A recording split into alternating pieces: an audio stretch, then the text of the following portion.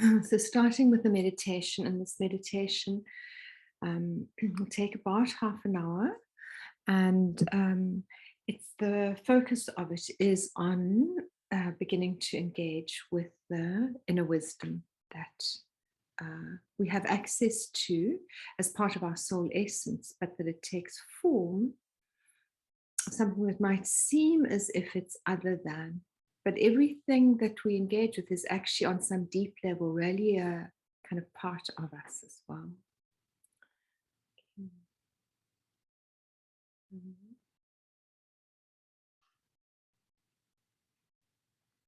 Making yourselves comfortable, closing your eyes, taking a deep breath into your belly.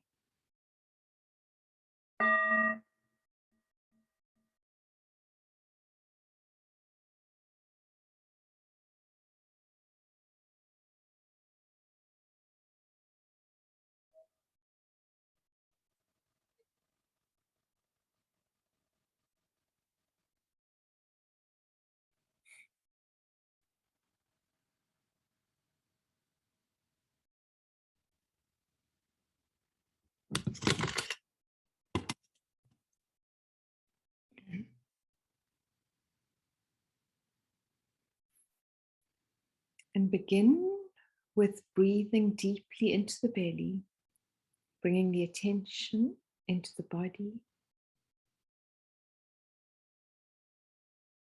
and relaxing with each out breath.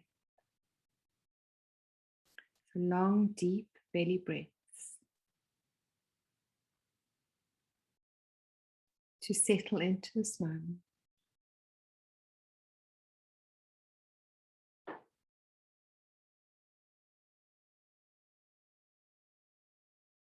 And to drop into a sense of connecting with that which is very still and quiet at the center of the being.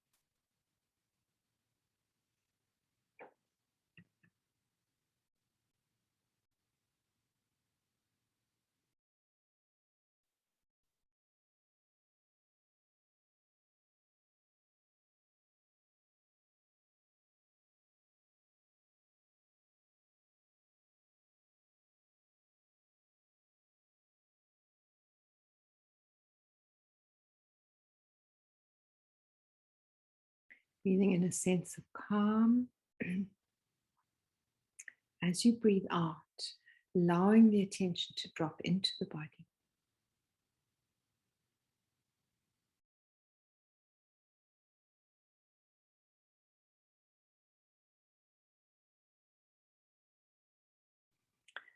There are quite a number of meditation techniques that really encourage the sense of moving up towards the top of the head and out, away from the body.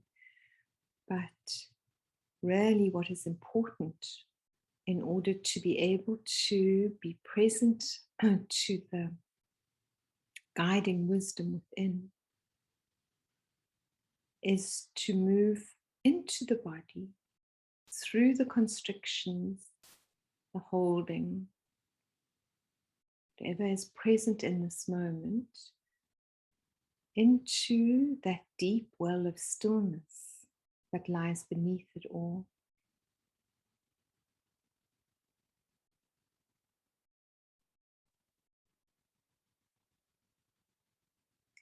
So T.S. Eliot once wrote, without the point, the still point, there would be no dance, and there is only the dance.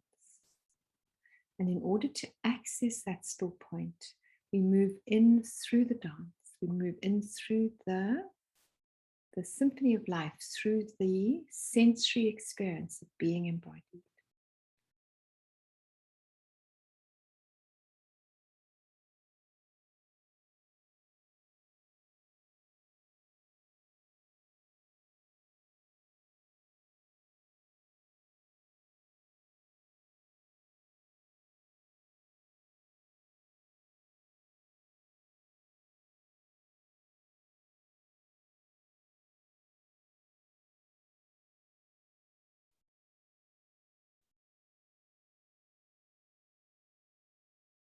In many religions, there's a tendency to dismiss that which is associated with earthly experience, earthly wisdom,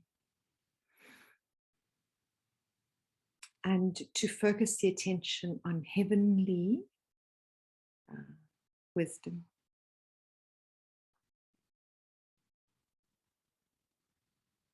What we're doing now is we're recognizing that both the heavenly wisdom and the earthly wisdom come from an expanded state of consciousness that moves through that which is constricted into the spaciousness that is beyond it.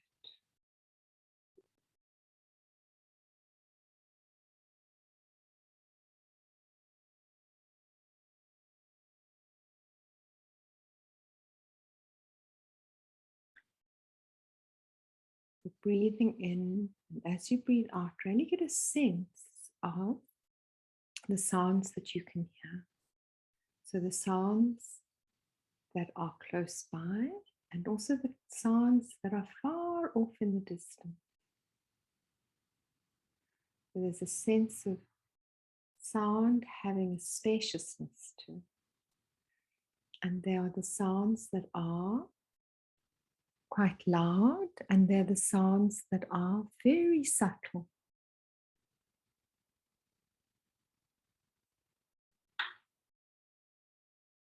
So tapping into the sense of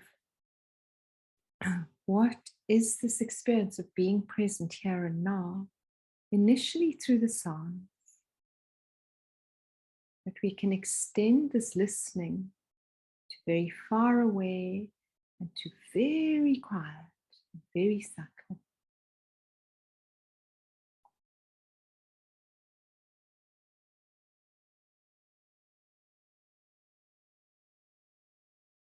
Simply noticing what is here.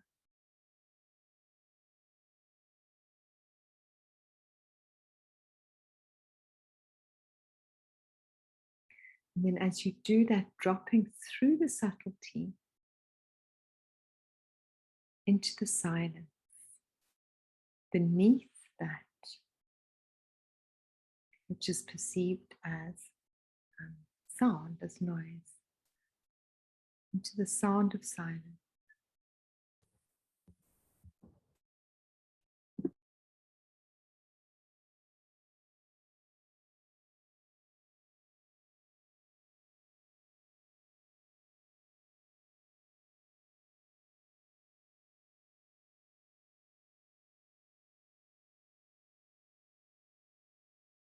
And there is a spaciousness and a stillness that exists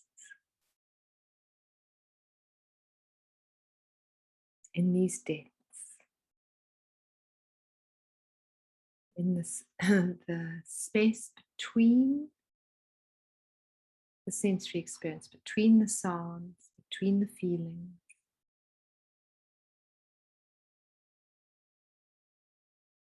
Between that which we see with our outer eyes, and that which we see with our inner eye.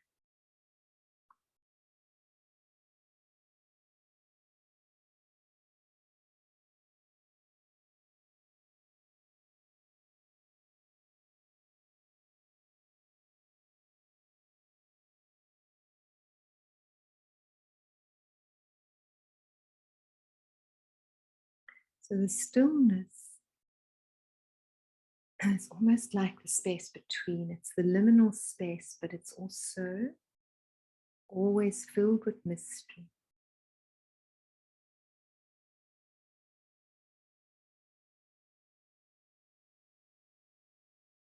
If it wasn't mysterious, it wouldn't be the stillness. So there's always an unknown element in it.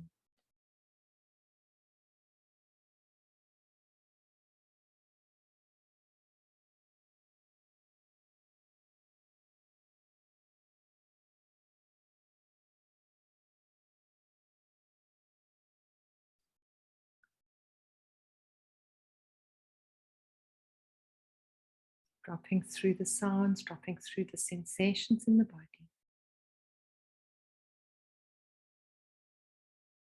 Allowing it all to be present, holding it all with this kind of vast, compassionate awareness, and the sense that underneath it all is this quality of stillness that has an enormous amount of spaciousness to it.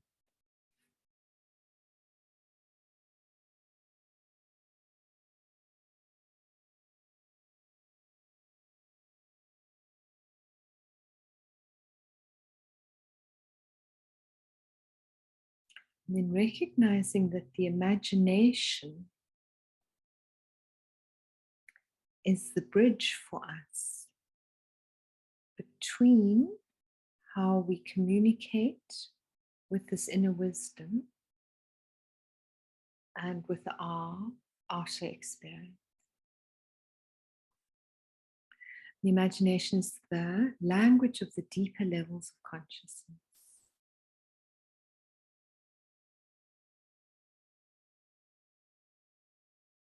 Without the imagination, we can't create. Without creation, we can't be in this world. The world is created through our imagined experience of it.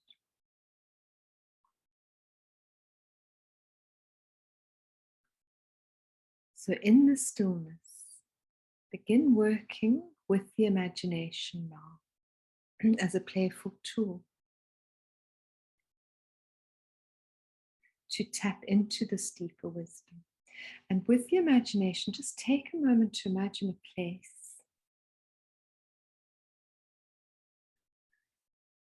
where you feel utterly at peace, where you can really be yourself.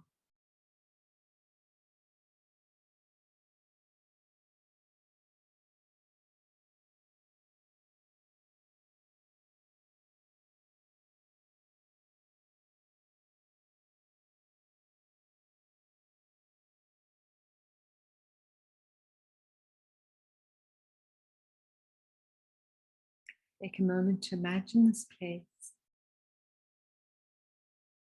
It could be a place that you know, it could be a place that is purely imagined.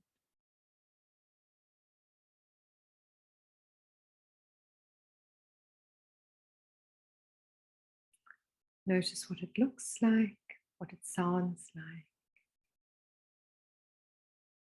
what it smells like, what it feels like.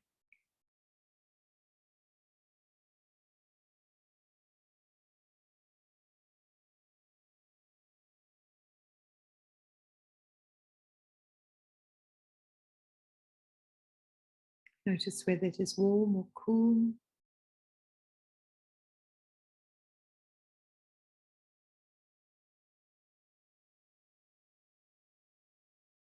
Notice what you're doing there.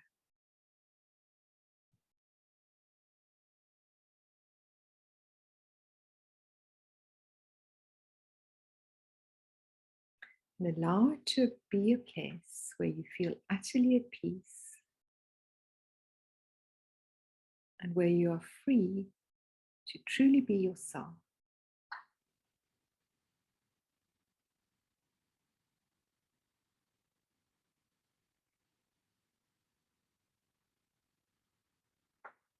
And then get a sense of whereabouts in your body you connect to the essence of this place, the feeling of this place, where you resonate with the feeling of this place. Where do you feel it in your body that is sitting here in meditation?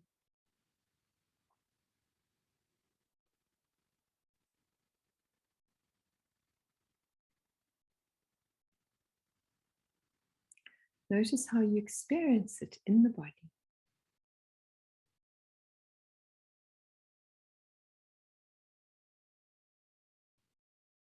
It's almost like you're taking the imagined place and you're allowing it to be perceived on a sensory level in the body.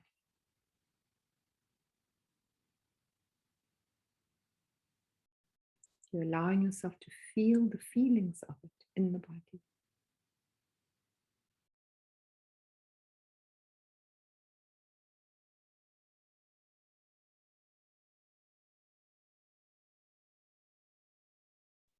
And then draw white light in through the crown of your head into the body.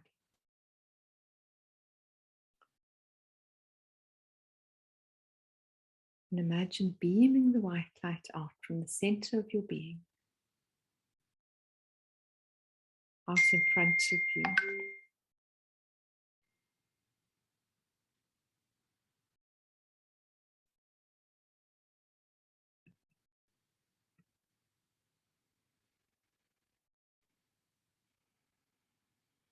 The reason that it's really helpful to beam white light in front of you is that the white light holds a very high frequency of energy. So just imagine this white light beaming out from the center of you.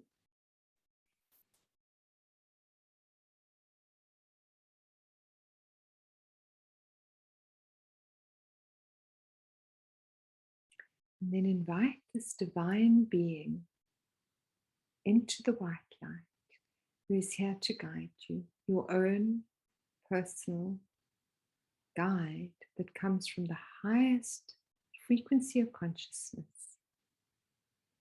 It's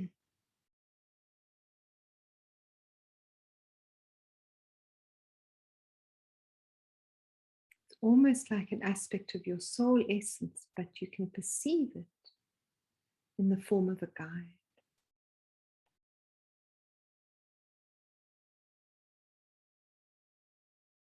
So it might take angelic form, the form of a godlike being, star being, animal guide, nature spirit, ancestor.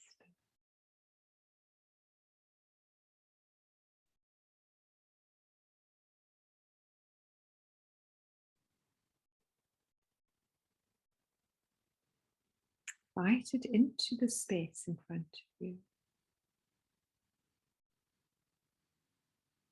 And see who comes to meet you there.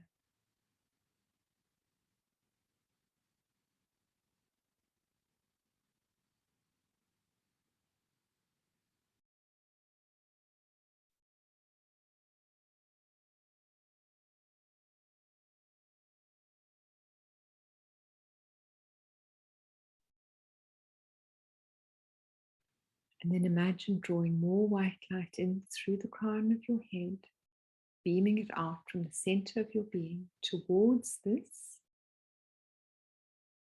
divine being, in order for it to become clearer. So the white light helps to clarify, it helps to lift it up to the highest level of consciousness, always beaming white light.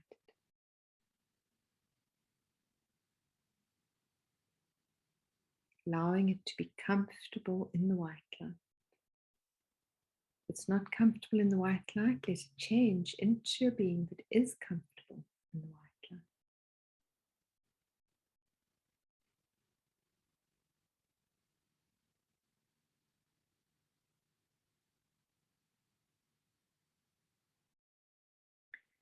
light.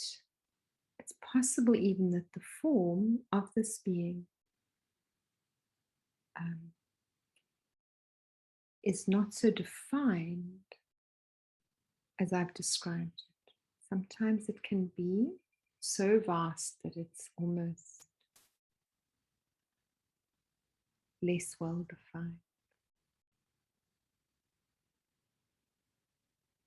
But what you will notice is that it has a particular quality of energy or particular qualities to its energy. Notice what these qualities are now and name them to yourself.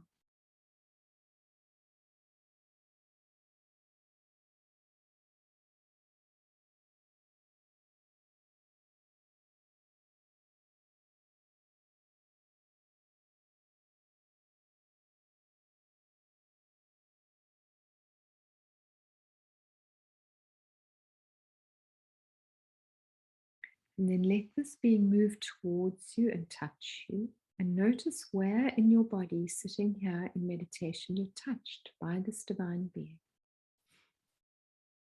Notice what that feels like.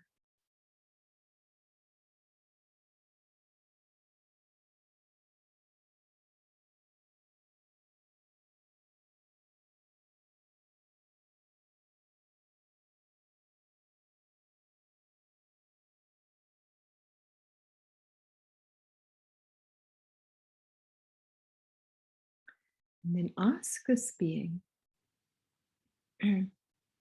what it is they wish to share with you now. What message do they have to share with you now? And assume that it will be very simple and that it will somehow resonate with the quality of who they show themselves to be.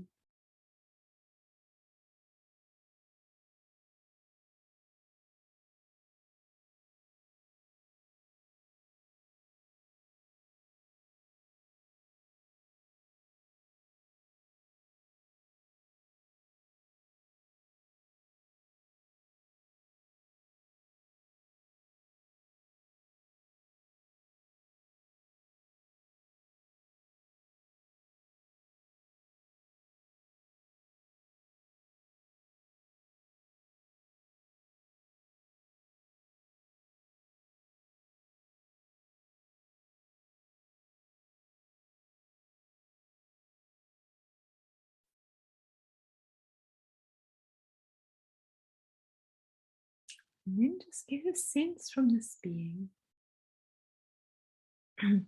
of whether it has a name. Just feel into it or ask it for its name.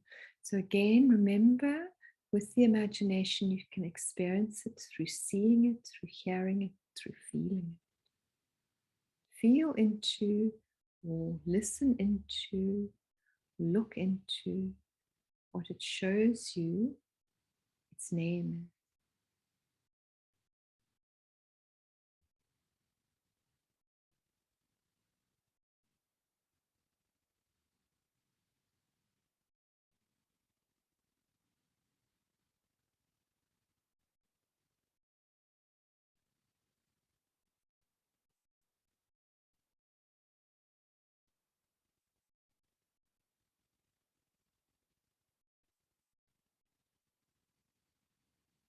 And get a sense from it. And if you don't get a name, that's okay as well for now. Just get a sense from it of whether it has anything more to share with you, any more wisdom that it would like to share with you now.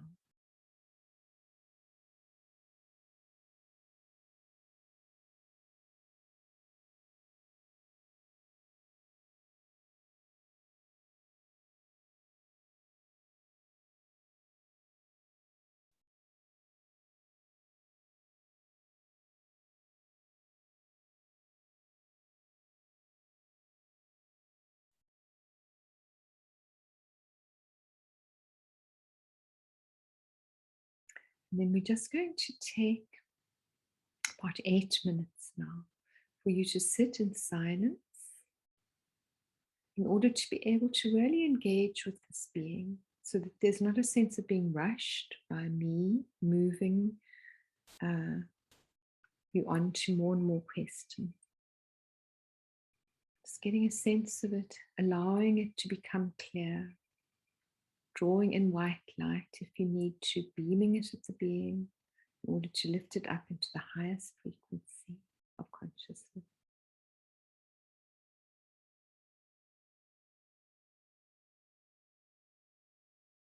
Checking in with it. What is it that it wants to share with you now?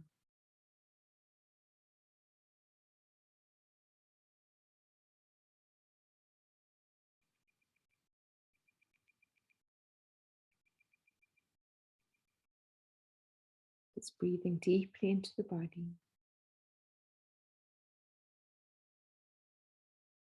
Continuing to draw white light in and beaming it out in all directions and towards this being that is a representative of your divinity.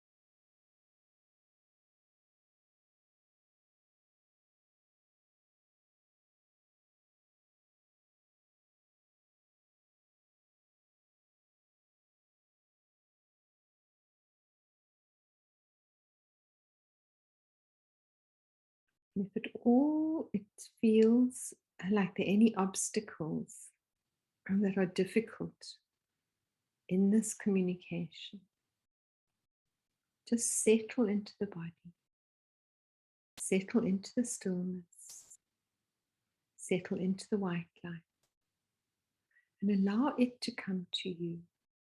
Allow this divine being to come to you in its own time. No rush, no pressure.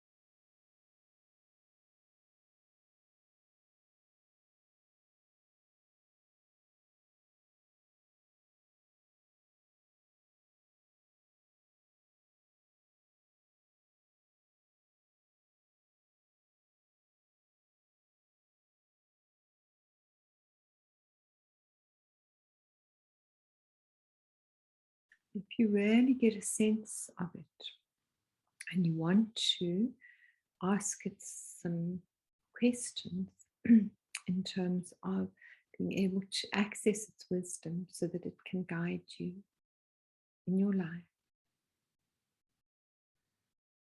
it's okay to do that in this time as well. Allow for the answers to be simple.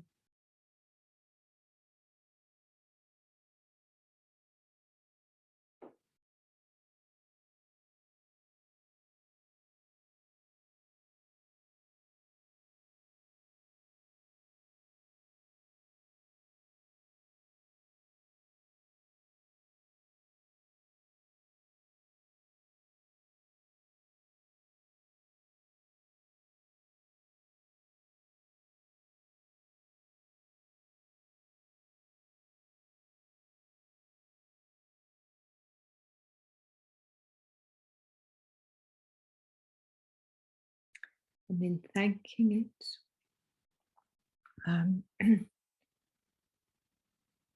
for what it has brought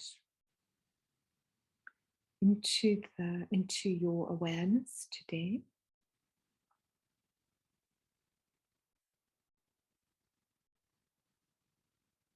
Giving thanks to yourself. Coming into a place of working in this arena, whether it was easy or challenging. And then when you're ready, bringing your attention back into your own body,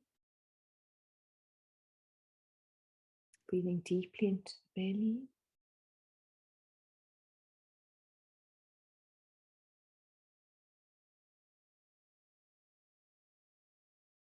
Coming back in your own time.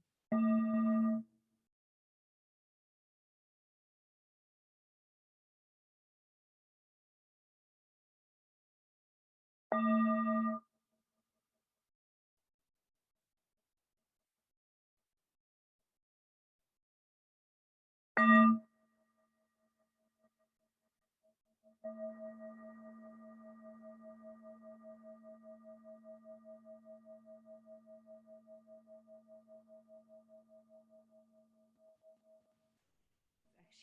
of the process to just take a moment before we start chatting to one another to write down something of what you experienced, who you were working with, whether there were any obstacles, what the messages were, perhaps what the being's name is, so on and so forth. Just to capture it by writing it down, because kind of a bit like dream work, and can disappear quite fast after we come back into engaging with one another again.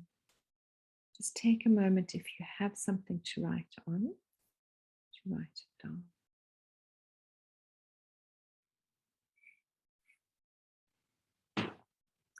And then before, there's a little bit I want to talk about before we do the check-in, but also before we even move on to those things that I want to talk about, I would just like to get a sense, does anybody have any questions, comments, insights, anything from this particular exercise that you would like to share or ask or clarify?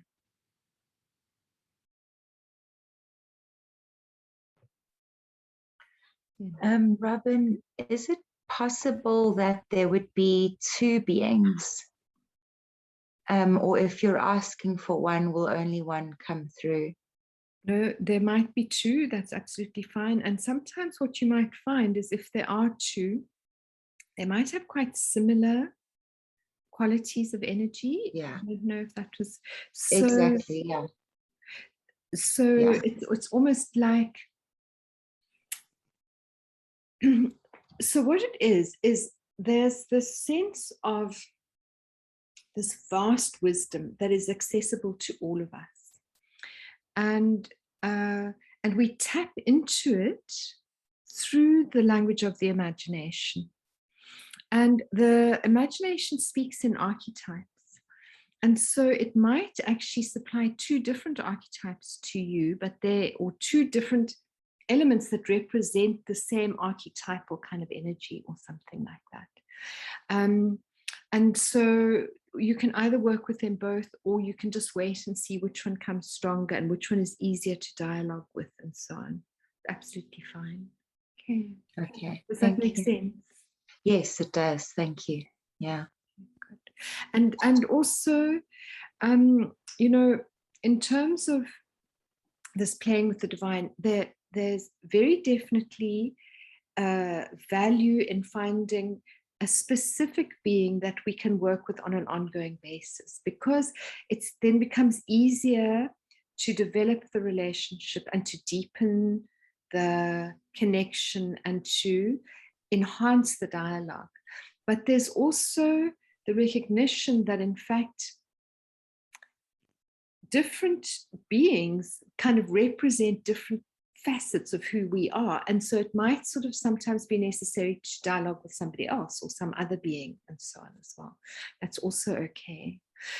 But just what's really important is that you always get a sense of it resonating at a high frequency of consciousness, because the imagination goes from, we can imagine the hell realms as well.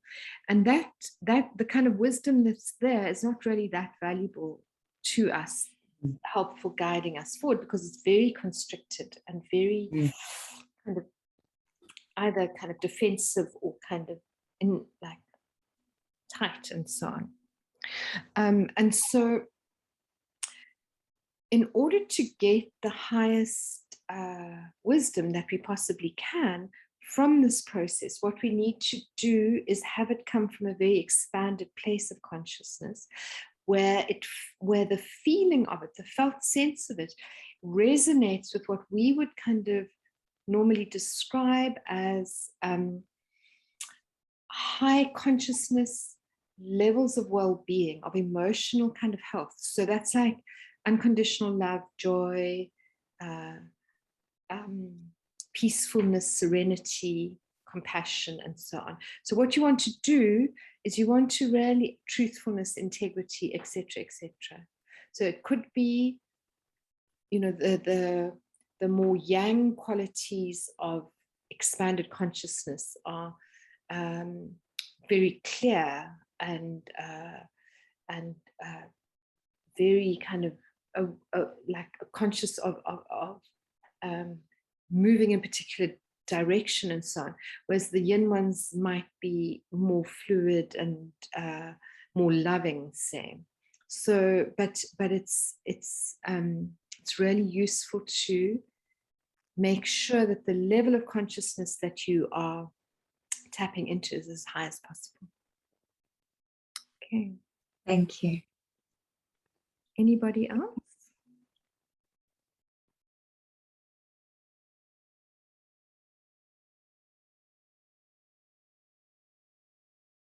Lisa.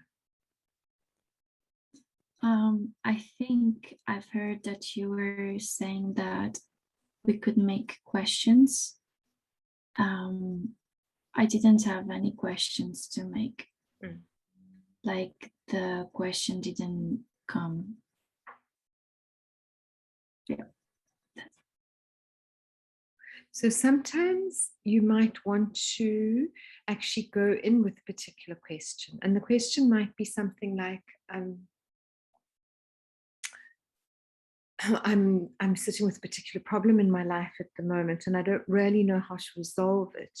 And so it's kind of like if you imagine that Lisa, can look at a problem from a place where you are very defensive or you're very kind of anxious or something, and the type of advice you might give yourself from that place is very limited. So really what you're doing through this imaginative work of playing in these realms that are very expanded and so on, is you are tapping into your own vaster kind of wisdom in order to give yourself the advice that you need for moving forward, because nobody in the world, not even the wisest kind of therapist, knows as well as you do exactly what it is that can help you kind of resolve the place that you're in. But as Einstein said, a problem is never resolved from the same level of consciousness that created the problem. So you always go to a higher level of consciousness in order to receive guidance for dealing with that lower level problem.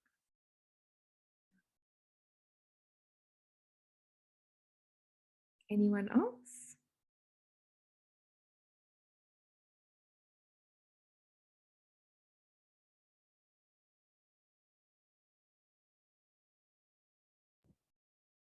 I felt the image that came to me, it was an animal, like very clearly a male animal, which is sort of interesting because I think for the most part, when I've ever done a meditation and thought of what God looked like or what my higher power looked like, it was always feminine. But it was interesting that this time it was like really, really clearly a massive male lion. It's like so clear. It's like right next to me. Kind of had this image of like, I don't know if any of you read these books when you were younger, The Witch in the Wardrobe, or it's like saw those books, but I forget the name of the lion, but it's like a giant, massive lion. Asgard or Azen, something like that. What was his name, guys? As something. From The Lion, the Witch, and the Wardrobe, the Narnia book. Yes. Yeah. Jenna knows. It was like. What is it, Jenna? No, I keep wanting to say Azkaban, but now I think I'm mixing it with another. Okay, well, it doesn't matter. Yeah, it doesn't matter. But I don't know. So I'm not clear. I guess I'm just naming that it was interesting for me that in the past it's always been a female presence, because I think I always long for a mom and like a protective mother or something like that. But so this was just a different experience for me to have like a very like masculine protective energy that came. Wonderful and lovely to work with it. And I mean, there's, you know, it's kind of like, it's unlimited. So there are all these different facets and aspects of the self, and you might need to be working with this lion energy for an extended period of time in order to really incorporate something of that quality of kind of protection and fierceness and royalty, or whatever the lion kind of represents, and so on, into your sense of who you are in the world, and so on. And then there are also people who work only, you know, or always with a particular guide. So for instance, I have a guide that I have worked with for years and years and years.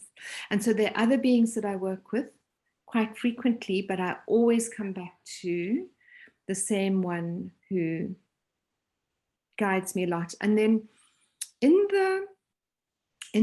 the information that I have put in the course, a lot of it, because, you know, with my own work, it's sometimes I find it quite difficult to know how am I going to kind of teach that, because it might have come to me in a way that is so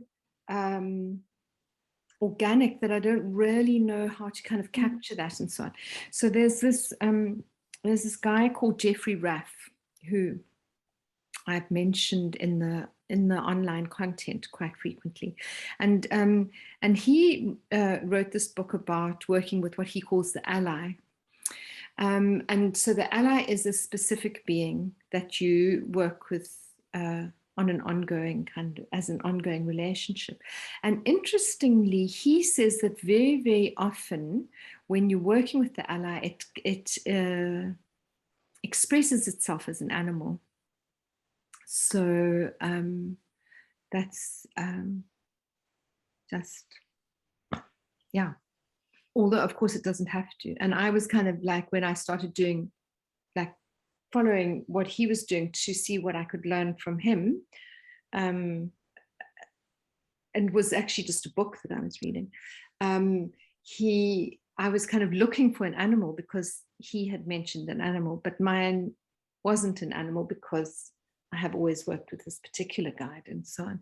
So continued being that guide that I trust and know so well, and so on. So it's not like it has to be a specific something. And that's why I thought that that quiz with the 7 different types of spirit guides is really valuable, because it helps us kind of get a sense of, oh, well, maybe it will present in this particular way or something. Yeah.